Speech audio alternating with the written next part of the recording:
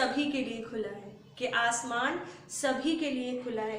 पंख यूं ही नहीं फैलाए जाते जनाब, कि पंख यूं ही नहीं फैलाए जाते जनाब। सारे मौसमों को भी झेलना पड़ता है, कि सारे मौसम को भी झेलना पड़ता है।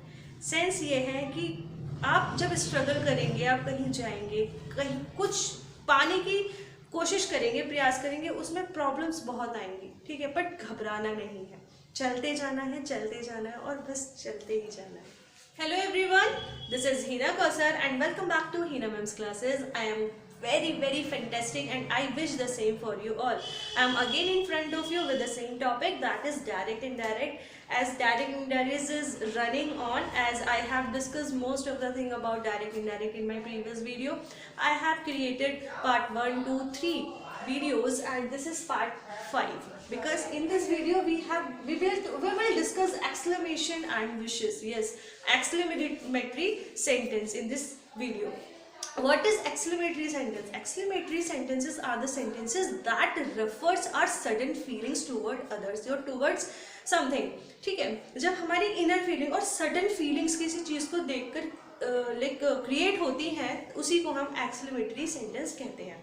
अब एक्सक्लेमेटरी सेंटेंस हम कह देते हैं, wow what a wonderful it is, wow what a wonderful scene it is, hurray we won the match. तो यहाँ hurrah, alas, sorrow, wonderful, wow, तो ये सारे वर्ड्स क्या हैं? ये एक्सक्लेमेटरी वर्ड्स हैं। तो इन सेंटेंसेस को हम इनडायरेक्ट में कैसे चेंज करें? बहुत ही ईजी है, कुछ थोड़े से रूल्स हैं, वो आप याद कीजिए, देखिए, समझिए और इनकी हेल्प से आप बड़े से बड़ा एक्सक्लेमेटरी सेंटेंस को भी इनडायरेक्ट में चेंज कर सकते हैं। जरूरत है आपके सिर्फ ध्यान की, ठीक है, just concentrate what I am saying.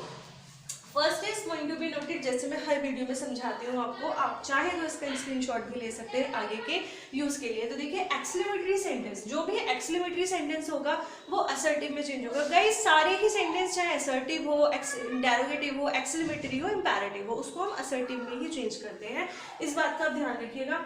Next चीज इज एक्सक्लेमेटरी मार्क। जो एक्सक्लेमेटरी मार्क लगे होते हैं ना, शॉकिंग मार्क, एक डंडा और उसके नीचे छोटी सी बिंदी, उसी को हम एक्सक्लेमेटरी मार्क कहते हैं, वो रिमूव हो जाएंगे, हम उसका यूज नहीं करेंगे।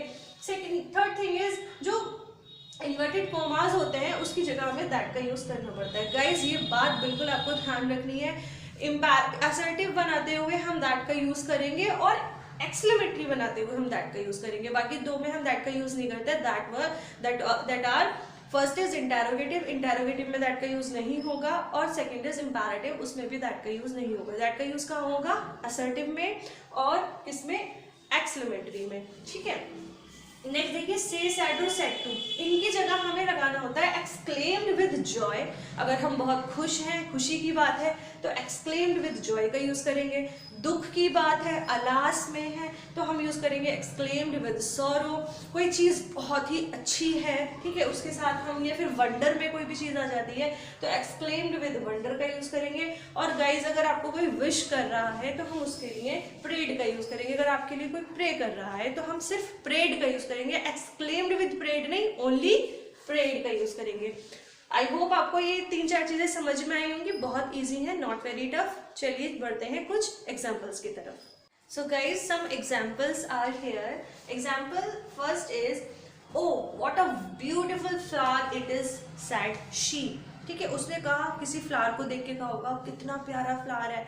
तो जब भी हम किसी चीज की ब्यूटी को रिप्रेजेंट करते हैं, तो और उसको एक्सक्लेमेशन में प्रेजेंट कर रहे हैं, तो हम वहाँ ये रिप्रेजेंट कर रहे हैं कि उसकी ब्यूटी वेरी में, यानी कि बहुत में। अब यहाँ पे वेरी छुपा है, बट हमें लगाना पड़ेगा, ठीक है। तो जहाँ भी ब्यूटीफुल की, किसी की ब्यूटी को हम लाइक प्रेज कर रहे हैं, तो वह वेरी लगाएंगे। तो देखो, हमारे रूल्स के अकॉर्डिंग, रूल्स हमारे क्या कहते हैं कि यहाँ पे हमने ओ what a beautiful flower it is, तो यहाँ पे क्या वंडर में बात हो रही है ना, बहुत अच्छा फ्लावर है। तो शी अब क्या कर रही है, वो एक्सक्लेम्ड, शी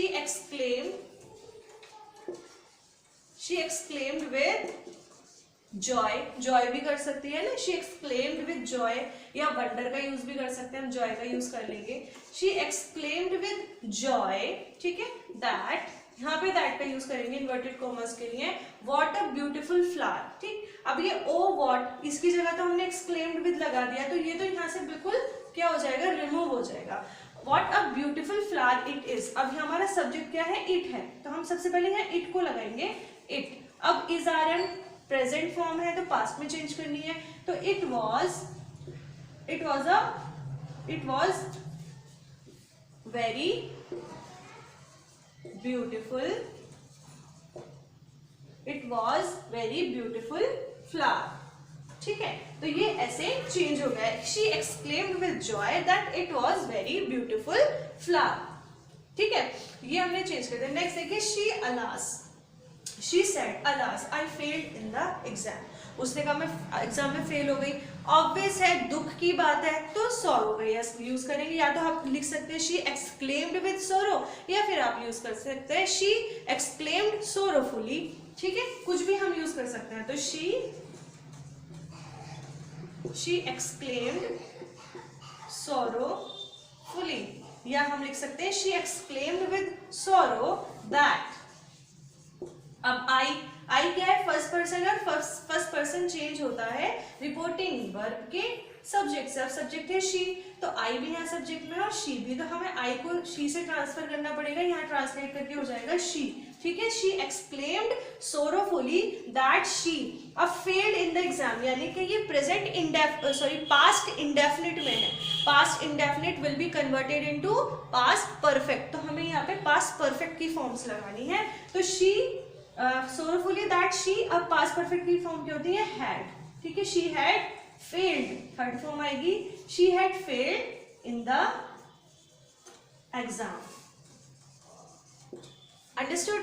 नेक्स्ट देखिए, they said wow what pleasant weather it is. है ना, ये भी एक वंडर की बात हो रही है ना. किसी भी वेदर को देखकर आप बहुत ज्यादा खुश हो जाते हो, कहते हैं कितना अच्छा वेदर है. तो यहाँ भी वेरी का यूज करेंगे. वेरी छुपा है तो हम यहाँ वेरी लगाएंगे. तो देखिए they exclaimed with wonder, है ना, वंडर रिप्रेजेंट कर रही है वो वंडर. ठीक है, वंडर.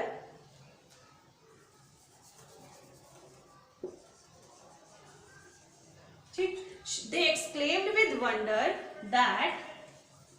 अब ये वॉट, वाओ और वॉट को हम हटा देंगे क्योंकि हमने एक्सक्लेम्ड विद वंडर का यूज कर लिया. दैट अब हमें क्या लेना पड़ेगा? सब्जेक्ट. सब्जेक्ट क्या है? इट. और इस सिंपल प्रेजेंट में है तो इसे पास्ट में चेंज करना है. It was very pleasant weather. Understood? ये ऐसे हमने ट्रांसलेट कर दिया. नेक्स्ट है how beautiful is she is said Ravi. Ravi ने कहा वो कितनी अच्छी है, तो इसमें भी हम वंडर का यूज कर सकते हैं. ठीक है, तो रवि एक्सक्लेम्ड विद वंडर. ठीक है, दैट.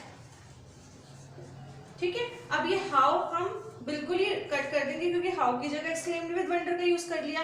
दैट अब क्या है? इसमें सब्जेक्ट शी है तो शी थर्ड पर्सन में है, ये ऐसे ही रहेगा. शी इसकी जगह वॉज आ जाएगा. She was very. ठीक है, वेरी का हमेशा यूज करना है क्योंकि ज्यादा में ही हम उसको बहुत ज्यादा ब्यूटीफुल होगी, तभी हम वंडर एक्सप्लेन कर रहे हैं. तो that she was very beautiful. Understood? I hope आपको ये एग्जाम्पल से बहुत अच्छी नॉलेज मिली होगी, आपको समझ आया होगा अच्छे से कि कैसे हम इस एक्सक्लेमेटरी सेंटेंस को असर्टिव में चेंज करते हैं, इनडायरेक्ट में चेंज करते हैं. सो गाइज, आप लोगों को मैंने चारों जो भी इसके पार्ट्स थे वो सिखा दिए हैं. Assertive, interrogative, imperative and exclamatory. ठीक है, कोई भी प्रॉब्लम है पीछे की वीडियोस देखिए, और अभी भी आपको कोई दिक्कत है, परेशानी है, कोई भी प्रॉब्लम है, प्लीज नीचे कमेंट बॉक्स में जरूर लिखकर भेजिए. कोई भी क्वेरी है कमेंट बॉक्स में लिखकर भेजिए, उसको सॉर्ट आउट करने की मैं पूरी कोशिश करूंगी, आपकी बिल्कुल हेल्प करूंगी, हर कंडीशन में हेल्प करूंगी. ठीक है, तो क्या करना है? Please subscribe and like my channel, share to your all friends and to press the bell icon for the prior notification. Thank you so much.